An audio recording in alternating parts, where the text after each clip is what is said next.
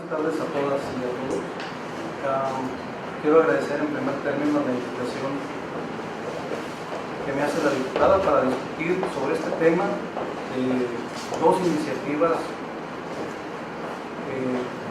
que analiza el Congreso del Estado con el punto central sobre la maternidad subrogada, y en la parte que a un servidor corresponde, desde luego, que tiene que ver con la activación de muchos derechos y sobre todo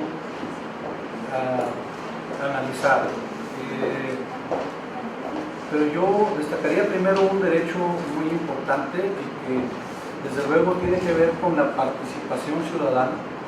Tenemos en el Estado un departamento, un área autónoma que tiene que ver con la elección del Estado, pero también hay una parte de la participación de la ciudadanía, y esta actividad que está haciendo el Congreso del Estado de tomar en consideración la voz de la ciudadanía es muy importante. Espero que así se haga como una norma hacia todas las partes que le llegan, y sobre todo en lo que tiene que ver con derechos humanos, que es muy diferente a una consulta, como señala la Constitución, es muy diferente a la participación, sobre todo en este caso, y que nos encontramos con una iniciativa de la ciudadanía, y eso habla también de la participación de la ciudadanía, pero también en el análisis de las iniciativas, sobre todo cuando se tienen que aprobar. Y desde luego yo tengo que decirles que en primera parte, en este tema de la maternidad subrogada, estamos ante un nuevo paradigma,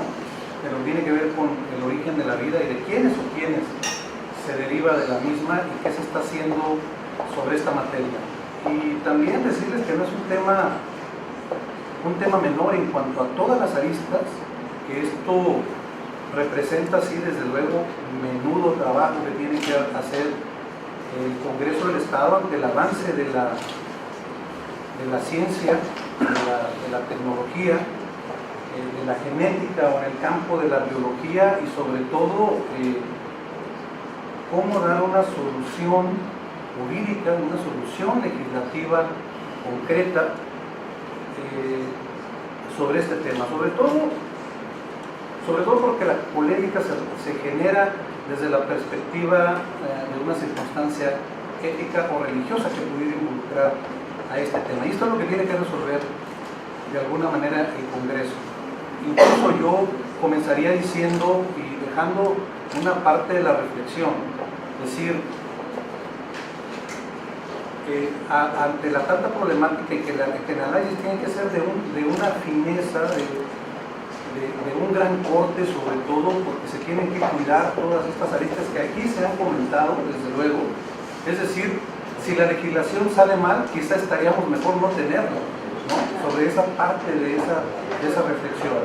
Porque un punto, y aquí lo decía la jueza, en el sentido de cómo cuidar muchísimos aspectos sobre la parte de la protección. Desde luego yo sí tendría algunas aportaciones que hacer en cuanto a las iniciativas, y desde luego, y aquí lo hemos notado, que la primera iniciativa, la iniciativa ciudadana que modifica o que plantea modificar el Código Familiar, pues de entrada casi ya la desecharon, puesto que no solamente es abrir el espacio para la maternidad, sino que cómo cubrir todas esas aristas, cómo cubrir todas estas cuestiones sobre, primero, cómo contratamos, primero, cómo cuidar, cuál es la base fundamental. Porque en todo el mundo la base fundamental es que no sea onerosa, que no se trate de un comercio, ¿no? Y cómo cuidar todo eso. Entonces necesariamente sí tiene que ser una legislación especial. Ni siquiera el Código Familiar, sí tendría que verse como una legislación especial para poner todos estos campos y todas estas aportaciones, y que desde luego de entrada también nos lleva a que sea un análisis más profundo de la iniciativa. Sí se requiere una mayor participación y que esto se abra a una discusión hacia la sociedad, para ir recogiendo, como el día de hoy, todas las inquietudes que están surgiendo.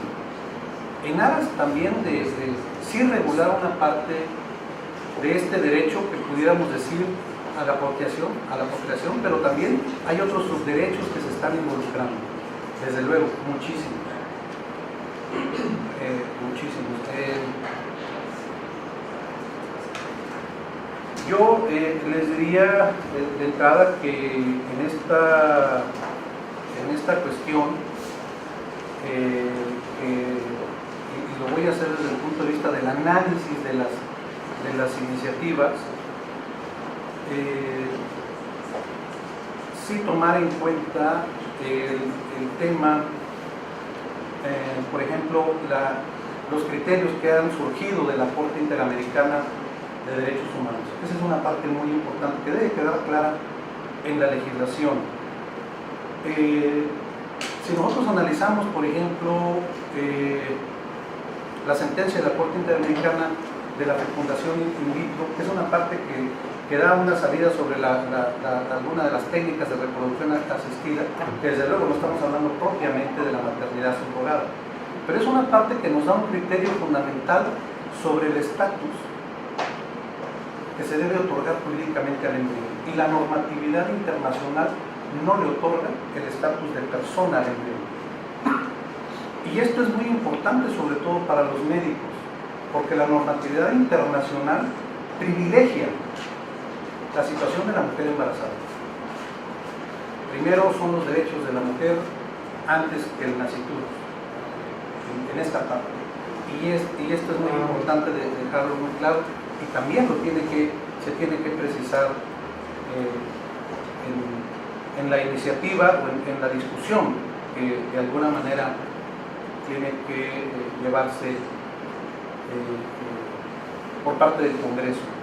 Y sobre todo, sí dejar muy en claro, en primer lugar, creo que hay una circunstancia que se señala, sí dejar en claro cuáles son las técnicas de reproducción asistida que se van a manejar, y para dejarle sobre todo a la parte médica qué parte puede ser esta circunstancia, sí dejar en claro en la ley.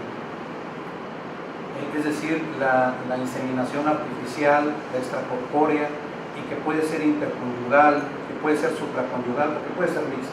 Eso sí se tiene que precisar en la ley. Creo que aquí todos hemos coincidido en que la ley debe ser clara, debe ser muy, muy, muy precisa. Y sobre todo porque quienes fuimos formados como abogados, y no voy a hacer aquí una postura de una gran abogacía, sin embargo, quiero decirles que toda la corriente que hay en México en esta parte del punto de vista jurídico y la presunción del derecho es de que la madre, de acuerdo a su origen, la madre es la que alumbra al hijo, ¿no?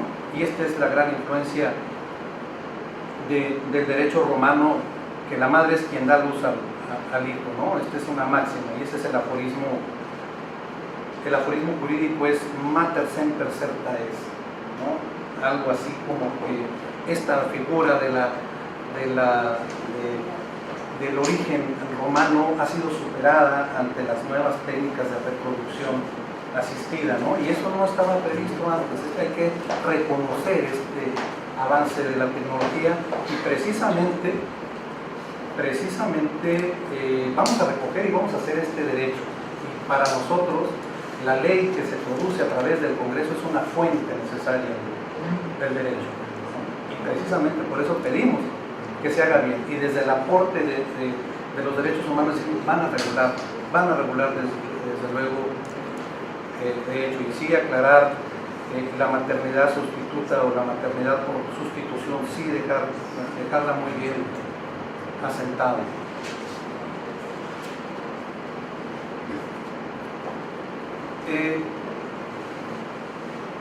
Es cierto que también debe de darse un análisis el Congreso sobre los países que la prohíben, y que además de prohibirla sancionan, como Alemania, sobre todo, que habla de una sanción para la fecundación del óvulo transferido. ¿Qué países la regulan? Por ejemplo, como Canadá. Desde luego, los que la prohíben son Alemania, Australia, Francia, Holanda, pero los que permiten estar en el plano internacional, Brasil, Canadá, Escocia, la India, Colombia, en el terreno americano. Pero hay una fase muy importante que dice Y yo creo que este punto lo hemos recogido aquí, en el sentido de que no sea con fines de lucro. Entonces, ¿cómo poderlo legislar? ¿Cómo poder aterrizarlo y cómo poder asentarlo en la parte de la legislación que la tiene? Por ejemplo, primero habría que revisarlo. Dice, toda persona tiene derecho, dice el artículo 4 de la Constitución, toda persona tiene derecho a decidir de manera libre, responsable e informada sobre el número y el espaciamiento de sus hijos. Es de ahí donde surge el derecho de procreación. Pero la ley nada más habla de la mujer y nada más habla de la infertilidad de la mujer y no dice nada de la infertilidad del hombre. No, primero hay que aclarar eso, y como decía la jueza, la Constitución dice persona, y también tienen que analizar, porque el Congreso tiene en análisis otra iniciativa que tiene que ver con la unión civil de personas del mismo sexo, y aquí habla de esto también. Es decir, la Constitución dice toda persona, y aquí es otro análisis que también merece. Si lo ponen aquí, quiere decir que tiene que ser en congruencia y en concordancia con las otras iniciativas. Lo tienen que hacer de esa manera, y tienen que hacerlo bajo los criterios que señala la Suprema Corte de Justicia de la Nación, sin distingos. No tiene que ver esa parte que la Corte llama el agravio comparado, ¿no? Que es en esta categoría sospechosa que dice la Corte de la discriminación cuando es legal. Y yo veo una parte en la iniciativa que nada más dice de la mujer, pero en un matrimonio no hay dos personas, ¿no? Y además hay que definir bien lo que es la infertilidad, porque estamos hablando en una cuestión que pudiera darse esta perspectiva. Estamos hablando de una cuestión, y bueno, yo no soy tanto médico, aquí si no el médico me corrige en esta parte de que le llaman el embarazo intrauterino, ¿no? ¿Cómo se llama? Aquí lo anoté, que habría que cuidar esta parte del embarazo clínico, ¿no? O sea, sí habría que definirlo, porque para un médico es el embarazo clínico, dice, después de haber sostenido relaciones sexuales sin protección durante un año como mínimo, ¿no? Para poder decretar la infertilidad, que no es una parte que está señalada en la ley, sí hay que señalarla, pero también cómo decretarla en la parte masculina, que tampoco está prevista, ¿no? Y que sí es necesario de alguna manera que se regule en este caso. Pero también señalar una cuestión. Yo creo que esto tiene un gran precedente y hay que tomarlo en consideración, y hay que analizar el derecho comparado, desde luego, y en esta parte, y sobre todo tomar conciencia de dónde nace y cómo surge. Desde luego el caso Bailey Stern en los Estados Unidos contra Whitehead, la verdad que tampoco pronuncio muy bien mi inglés. En realidad yo cuando llego a mi casa digo open the door, tumbo la window, y él me comprende. Pero en realidad no llego tarde a la casa, hombre de casa. Pero bueno, yo creo que es importante sí destacar este hecho que resolvió el Tribunal Supremo de Nueva Jersey, de este caso de un matrimonio sin hijos, que eran los Stern. Y aquí entra porque la señora Stern no puede tener hijos, y por resolución médica no podría sostener un embarazo, ¿no? Esta parte de esta sentencia que hay que tomar en cuenta.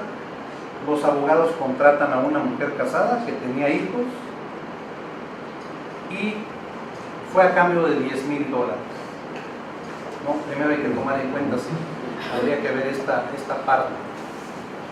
Y se procede a la inseminación a través de los fluidos de ambas parejas, y después del parto se entrega la criatura a la familia externa.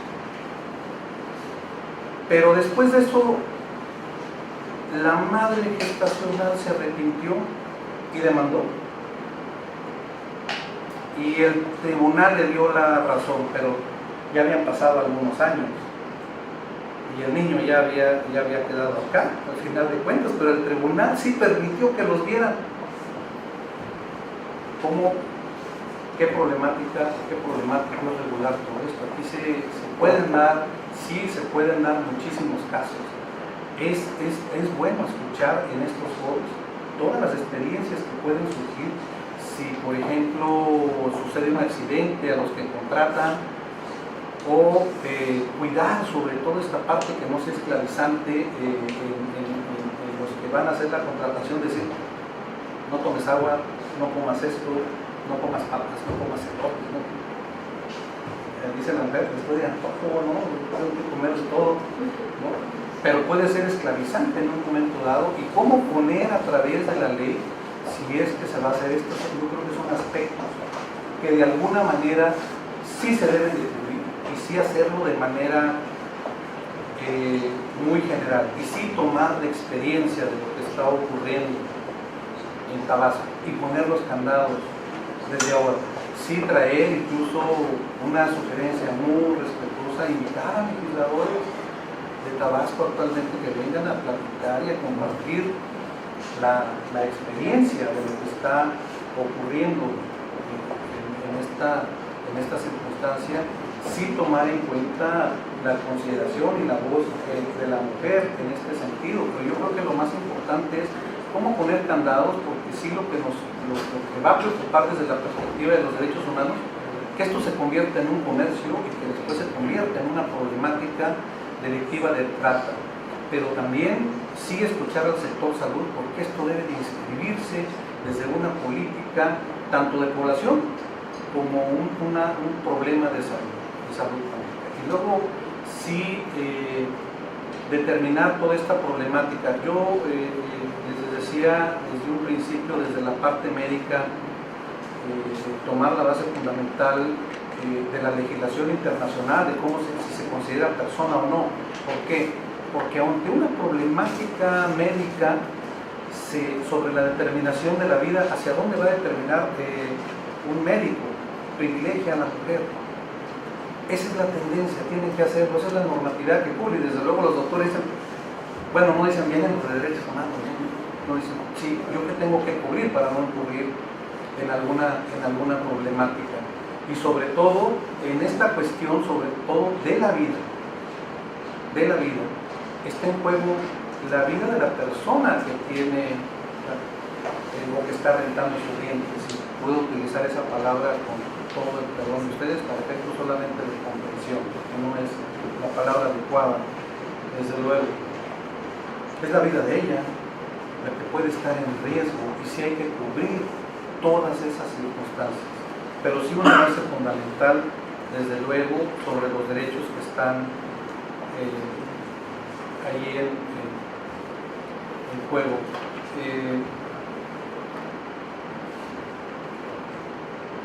El derecho a la integridad personal, a la vida privada, como les dije, en esta parte del sistema de alimentación que lleva la otra persona, o que me estés vigilando, me siento vigilada, porque a cada momento me estás llamando, o que no puedo ir al cine, o que no puedo ir a tal evento, ¿no? Todas esas circunstancias deben de tomarse en consideración.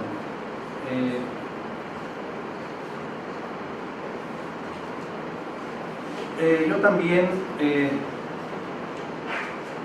esta parte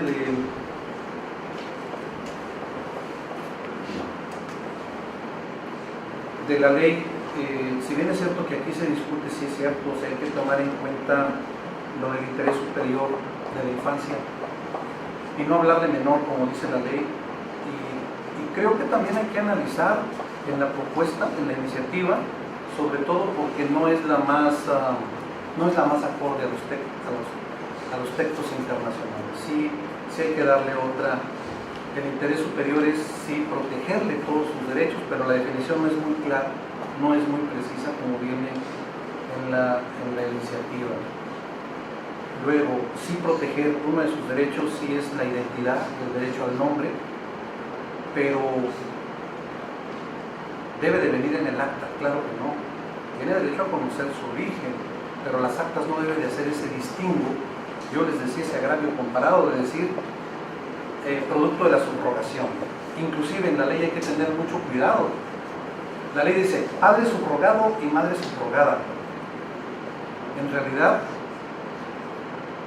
hay que cuidar eso, o sea, son padres, y hay que decir quizá que es la subrogación, pero no ponerle la etiqueta en la ley de que es un padre subrogado. A lo mejor es un padre derivado de la subrogación, pero no hay que ponerlo en el catálogo de las definiciones.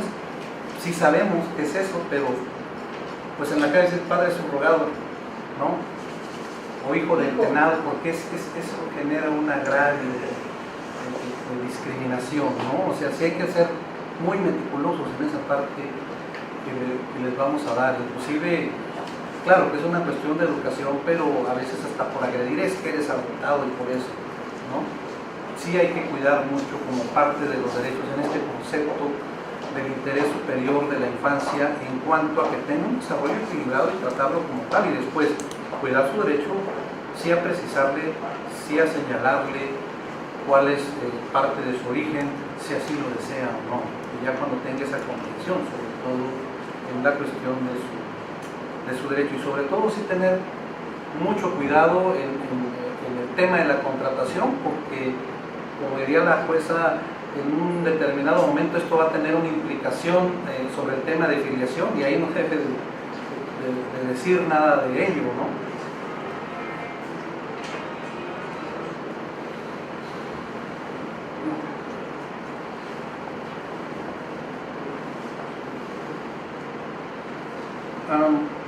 También veo que ponen un tema a definir la filiación en esta ley. Creo que debemos de quedarnos, no hay que hacer definiciones en cada ley, hay que usar la del código familiar, ¿no? O sea, si ya está definido, ya para qué hacerlo, ¿no? Ya no legislen sobre otro, que aquella definición no funciona, la que funciona es esta, o en todo caso definir aquella ya para que lo contemple, ¿no? Pero no hay que marcar otras definiciones acá, y sí hay que tener mucho cuidado en esa parte, y sí dejar muy en claro lo que tiene que ver en la cuestión de la ley, el tema de lo que se trata de la mujer gestante, y sobre todo, como diría la juez, en esta parte dejar muy en claro cuáles son todos los requisitos para poder acceder a ese derecho, y cuando sea el hombre que lo pida, y sobre todo ¿por qué matrimonio? ¿Por qué solamente los matrimonios? Si la Constitución dice toda persona, al final de cuentas podemos tener un problema de inconstitucionalidad. Estamos dejando fuera las uniones libres, estamos dejando fuera los concubinatos, ¿no? Estamos transgrediendo la libertad de poder decidir si una persona puede tener una unión civil o no. Ahí sí hay que tener especial cuidado en esas circunstancias. Otra cuestión también, definen al personal de salud y médico tratante. Mejor habría que verificar qué es lo que dice la ley de salud, ya lo dice, ya lo define, o quitarlo de esta parte de esta ley, porque esta ley no tiene que definir lo que es un médico tratante o lo que es el personal de salud, si cuando ya está definido, no hay que meter esta cuestión acá. Además no va a tratar de regular a los médicos, se trata de regular otra temática en circunstancias. Y bueno, en términos generales, sí es una cuestión de derechos y subderechos, integridad personal, salud, vida, sobre la base de la procreación.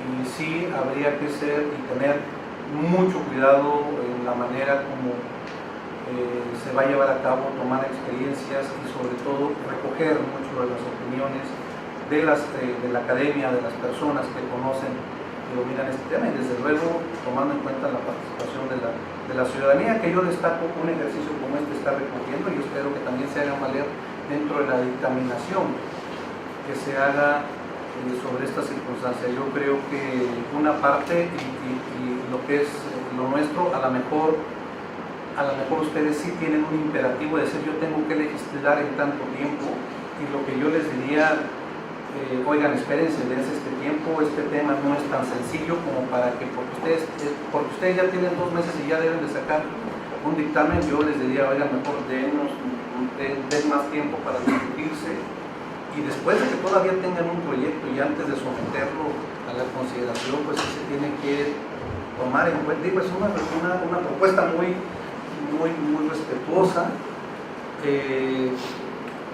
de que la den a conocer para que hagan las opiniones y las aportaciones que sean pertinentes. Al final de cuentas es la agenda legislativa, y de mi parte yo nada más apelaría a ese derecho de la participación de la ciudadanía en los temas que les puedan incumbir, porque al final de cuentas tiene un destinatario, ¿no? De que van a vivir sobre el tema. Muy bien, pues yo les agradezco su atención y apelo a muchos derechos. Sobre todo, si me preguntan y no sé, tengo derecho a equivocarme. La verdad que yo he buscado en la Constitución y no viene el derecho a la equivocación, ni en la normatividad internacional, pero todo el mundo lo dice. Y bueno, puede ser que me equivoque, y también, si no me sé la pregunta, mejor me quedo callado, porque tengo derecho a permanecer callado, si no todo lo que digo puede ser usado en mi contra. No se crean. En verdad que estoy a sus órdenes y les agradezco mucho la atención. Tengo una pregunta y una propuesta. La pregunta es, usted dijo que esta propuesta se deriva de una iniciativa ciudadana. Son 2 iniciativas. Quisiera saber si es ciudadano, ciudadana, es o es una agrupación. No, es una ciudadana. Y además las iniciativas son públicas. Es una iniciativa de un exdiputado y es una iniciativa de una mujer. Es la primera pregunta. Y la segunda es que no solamente se considere la legislación que ha surgido en el Estado de Tabasco y en el marco internacional, sino también de aquellos países del mundo que la prohíben. Estamos hablando de Francia, Alemania, Austria. Entonces, que se considere por qué la están prohibiendo y cuál es su argumentación jurídica y social. No, y además yo no estoy legislando, yo también le aporto aquí a los legisladores. De hecho, toda nuestra aportación aquí, como la pues todos, sí les estamos aportando y dando una opinión. Inclusive, después que hagamos esta aportación, seguramente que haya una propuesta, volvemos todavía a hacer una nueva, ya después de que recojan todas las opiniones, ¿no? Licenciado, yo sé que esto es un marco que engloba mucho el sentido emocional, porque es la gestación de una vida, porque es una mamá que está teniendo un bebé. Eso nos sublima ese hecho. Pero yo pregunto en el acto de la contratación, ¿no debe sujetarse este acto de contratación a lo que incluye un riesgo de trabajo por un contrato temporal? Porque bueno, en la sublimación decimos es que pues implica que si hay algún riesgo pues se va a tener que estar sustentando a lo largo de toda su vida, etcétera, etcétera. Pero no debiéramos circunscribirlo a lo que son los riesgos de trabajo. ¿Por qué? Porque hay personas, por ejemplo, que trabajan en lugares donde están sujetos a radiación, que también va su vida en riesgo, hombres, mujeres, y como es en muchos trabajos, ¿no? Entonces, ¿no debiera de contemplarse esto? ¿Habría algo que saque de contexto lo que es un riesgo de trabajo para contratos temporales en este asunto implicado? Sí, mire, como lo han dicho aquí, implica la modificación de diversas legislaciones. Este es una, en el marco convencional de los convenios, de los acuerdos entre las partes, desde luego que hay una contratación sobre tiempo determinado, ¿no? Y que tiene que entrar toda esta parte, que se tiene que regular, ¿sí? Esta es una aportación que nosotros estamos haciendo, sobre todo que se tengan cuidado, y la verdad que el tema de los sentimientos, la verdad que es muy difícil. Yo le cité el caso que origina todo esto en Estados Unidos, cómo se hizo y cómo determinó un juez que ha sentado un precedente, sobre todo qué pasa si los que contratan se arrepienten o si después esta persona que lo tiene dice no y me voy y yo me llevo a mí y no tengo el contrato, ¿qué importa? ¿No? O sea, es necesaria la prisión, por ejemplo, por este tema, y ese es otro tema a discutir, es decir, la vamos a sancionar por eso, por esta cuestión.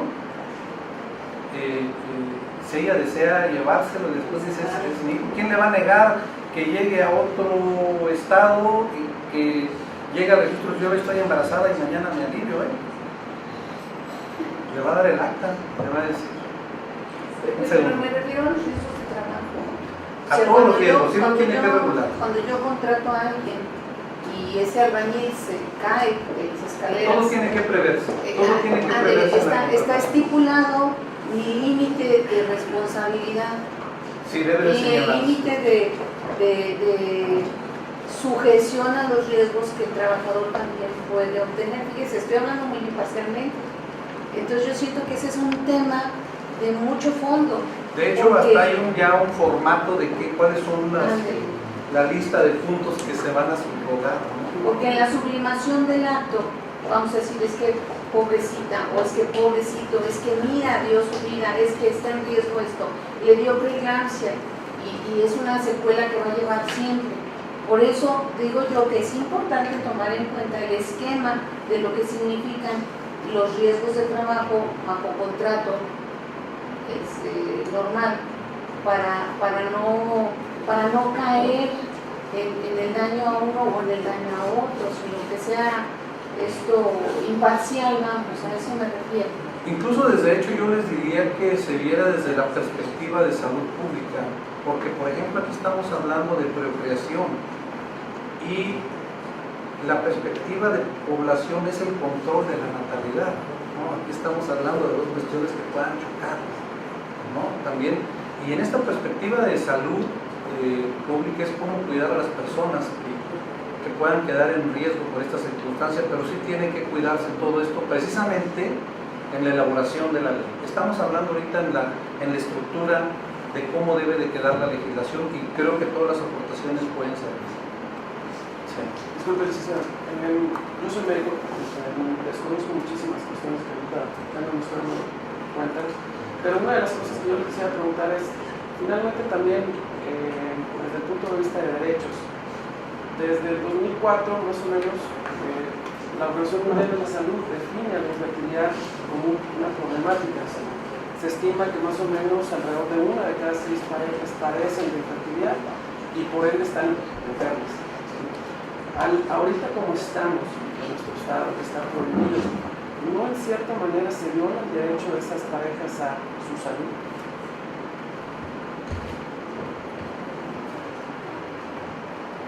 A la salud, pues más bien no, porque pudieran haber un tratamiento de cómo hacerlo, más bien. El único tratamiento es la maternidad subrogada. De hecho, como dice, bueno, o la desde el punto adopción, de vista médico, con la adopción, no, la maternidad no es la única salida, más bien queremos hablar en términos generales del derecho a la procreación y no propiamente por el tema de la infertilidad, porque al final de cuentas, si una mujer puede tenerlo y decide no hacerlo, pero dice yo quiero rentar mi vientre porque pierdo la figura,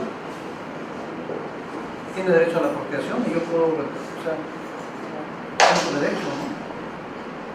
Digo, es discutible y puede ser que nos sentemos aquí sobre una cuestión, pero el derecho es a la procreación, no porque esté enfermo, o sea, a lo mejor el Estado le puede dar otra alternativa.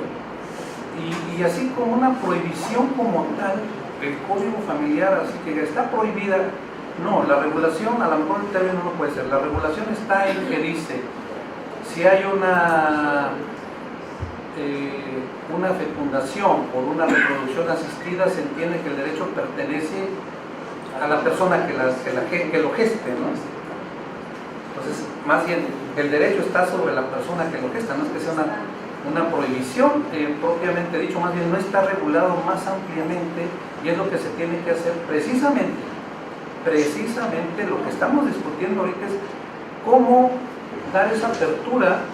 El fondo aquí es cómo dar la apertura al derecho a la procreación, no hacia tu persona, sino rentada, se puede decir, subrogada, pero de qué manera vamos a fijar los lineamientos, las bases, todos los requisitos para que puedas hacerlo y para que no pueda darse el comercio, la plata, que es todo esto que se tiene que cuidar al final de cuentas, ¿no?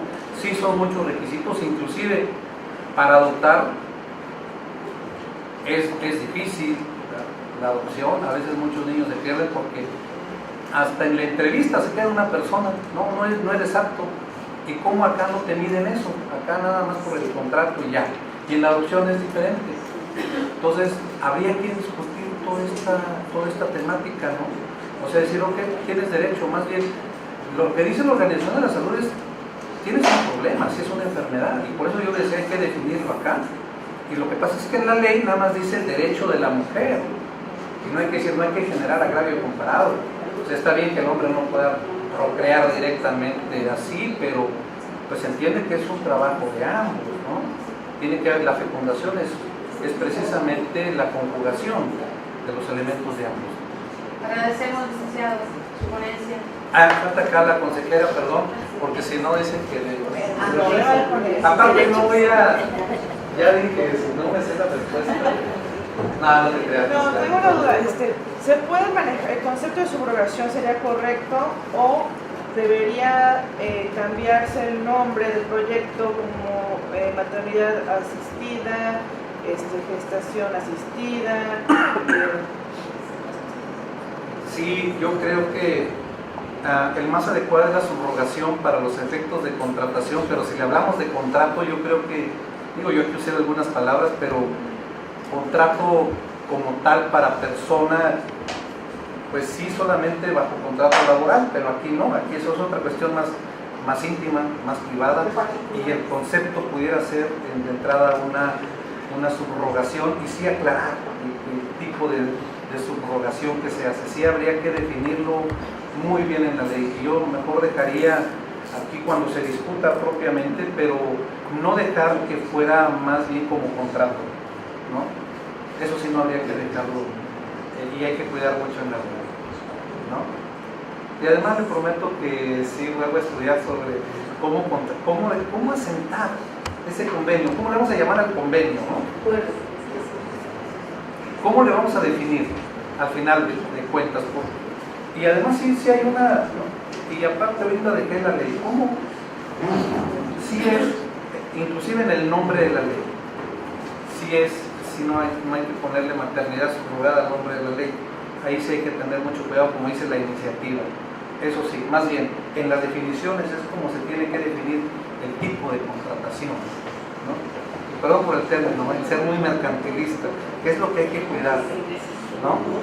Hay que buscar eso, pero en la ley sí tiene que decir sobre las nuevas reglas de la maternidad estacionaria, ¿no? Sí, en el nombre de la ley. Yo creo que eso es más importante, cuidar el nombre, y después en la redacción de la misma decir de qué manera vamos a aterrizar el contrato. Y tener mucho cuidado en ese contrato con todas las experiencias que tenemos. Sí, los que están a favor y los que están en contra, ir viendo todas estas cuestiones. Y sobre todo, vuelvo a repetir, hay que ampliar más la discusión y hay que recoger más opiniones, pero esta es muy respetuosa. Si ya son los tiempos del Congreso, adelante, ¿no? ¿Qué pudiera decir? Muchas gracias. Gracias.